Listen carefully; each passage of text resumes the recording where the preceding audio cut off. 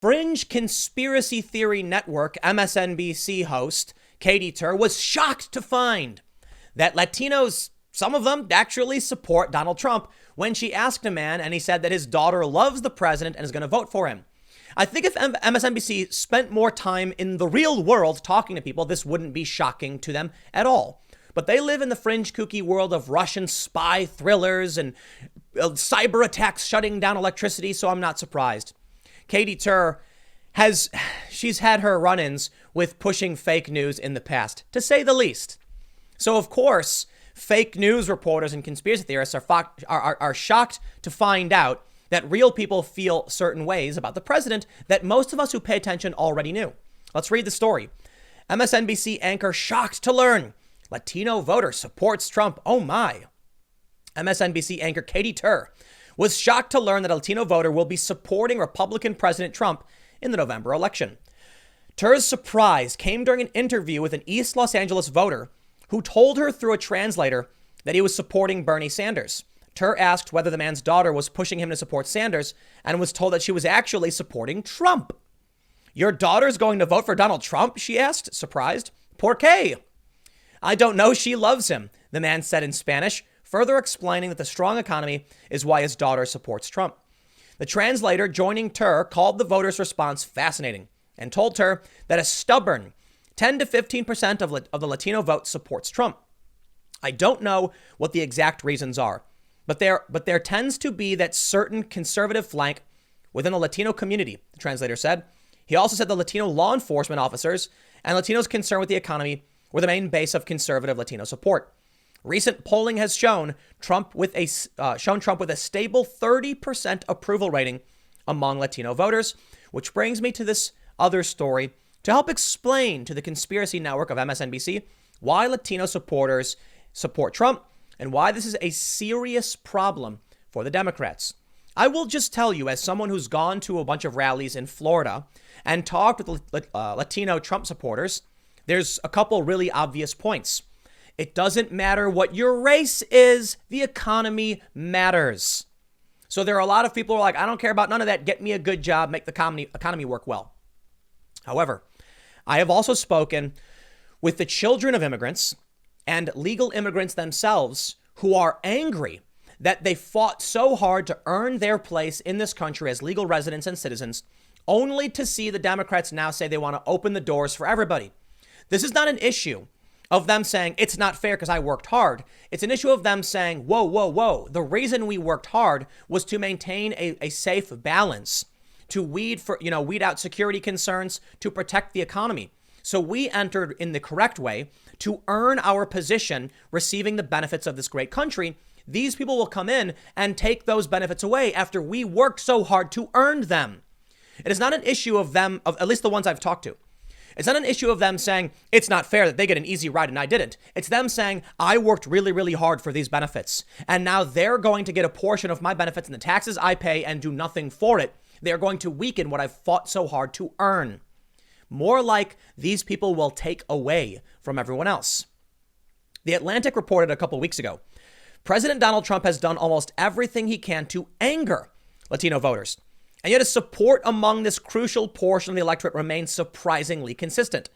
After the 2016 election, exit polls analyzed by the Pew Research Center showed that 28% of Latino voters supported Trump, and today, 30% support him. Why, that's an increase. I think after what we saw on Super Tuesday, some things are painfully obvious. Trump is going to sweep in November. They talk about how the voter turnout was up. Let's take a couple of factors let's bring in a couple of factors to explain this. First, people hate Trump. Absolutely. So a lot of people are going to come out because Orange Man bad. But this is a primary election, not a general. Voter turnout was up potentially because people are scared of or support Bernie Sanders. But also, Donald Trump's voter turnout was up substantially, and people didn't even have to go out to vote for him. It's possible the reason people are coming out to vote is because there are many Democrats who are scared of a socialist takeover. The turnout might not be anti-Trump. It might be Trump ambivalent, or at least to a certain degree anti-Trump in the sense that people are going to vote for Biden thinking Bernie couldn't win. But it's also true, I think it's fair to say, we have seen several polls showing minority support for the president is up. And it's funny to me that an MSNBC anchor would be shocked by this, because anybody who's read any news and paid attention to the polls knows all of this is true. You know what I say when I see a Latino supporting Trump? I say, and? I've been there, done that. I've seen the polls. Of course, there's a lot of them. What about when you hear about 30% black support for Trump? And? Candace Owens, Kanye West. Who's surprised by that? Apparently the people who live in a bubble reality of Russia conspiracies. The Atlantic says, this percentage may not seem high, but consider what the number means for the Democrats. Displeasure with the president over the past 3 years has not led to an increase in support for the opposing party. In fact, Trump has more support among Latinos. That says a lot. I think it says that they haven't been able to muster a real defense. I mean, they're not offering anything. Simply going around screaming Orange Man bad every single day doesn't encourage me or anyone else to vote for you. It's actually frustrating and quite annoying. Please stop doing that. Maybe you can campaign on real issues and you'll see a turnaround. Unfortunately, they probably won't. Democrats lost the 2016 election with about 66% of Latino vote. Today, 65% of registered Latino voters who are Democrats have a positive view of the party's presidential candidates. So you see how this number becomes a bit confusing. I don't know if they did that on purpose. Based on exit polling from the past 3 election cycles, I estimate that Democrats need about 70% of this vote to take back the White House. Let's try and break down what they're really saying here. They lost in 2016 with 66% of the Latino vote. Of registered Latino voters who are Democrats, only 65% support them. I think they're playing a little weasel game here with these numbers. 66% of Latino vote was not the entirety of Latinos. Some Latinos are conservative, 30%. Makes sense. Those are the numbers we see. If today only 65% of registered Latinos voters are Democrats, that means the Democrats are looking at around 40% of the Latino vote, because even their own Latino Democratic registered members are not happy with the party. Get it? They're playing weasel games with numbers. They need about 70% of this vote to win back the White House, which means you're going to need 100% of Latinos on board. If 30% support Trump, 100% of the Latino community needs to support the Democrats. Lo and behold, they do not. Having worked at the Congressional Hispanic Caucus during the Obama administration, I am firmly aware of the power of the Latino vote, and so I have been watching these numbers with alarm. When Democrats reach out to Latino voters, they are too focused on immigration and say too little about other issues these voters prioritize. If they want to win over enough Latino votes to retake the White House, Democrats must continue to fight for the immigrant community, but they must also offer a positive aspirational narrative that embraces Latinos as a vibrant part of America. Dare I say, they don't do it. They don't. What they do is every single issue when they talk about Latinos is illegal immigration. I have to imagine legal immigrant Latinos, 2nd, 3rd, 4th, 5th generation Latino Americans who have no consideration on the immigration battle are probably wondering why it is the Democrats only ever talk about illegal immigration, DACA, and deportation.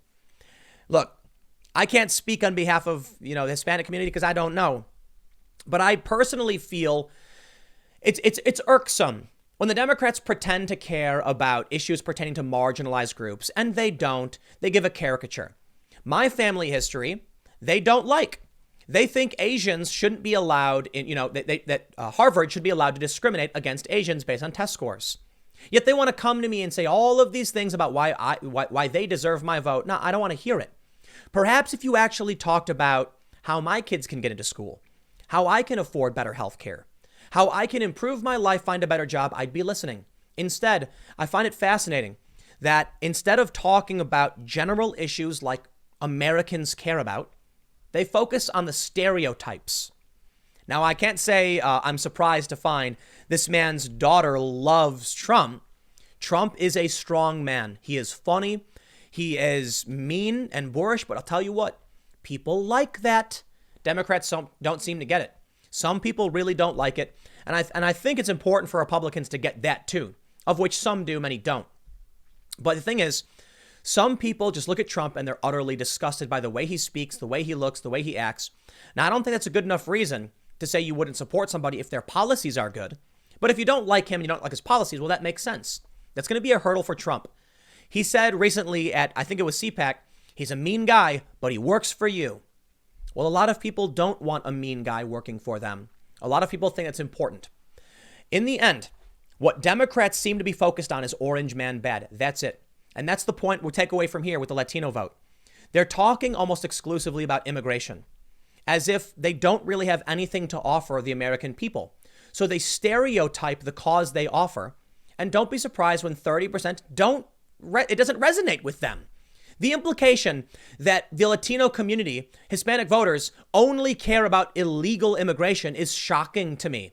The implication that every single Latino in America has ties to illegal immigration is shocking to me.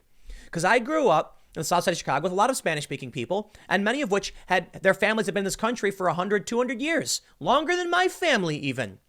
So look, I can't speak on their behalf, but I'll leave it there. I get sick and tired of the stereotyping. They do it to me. They do it to everybody.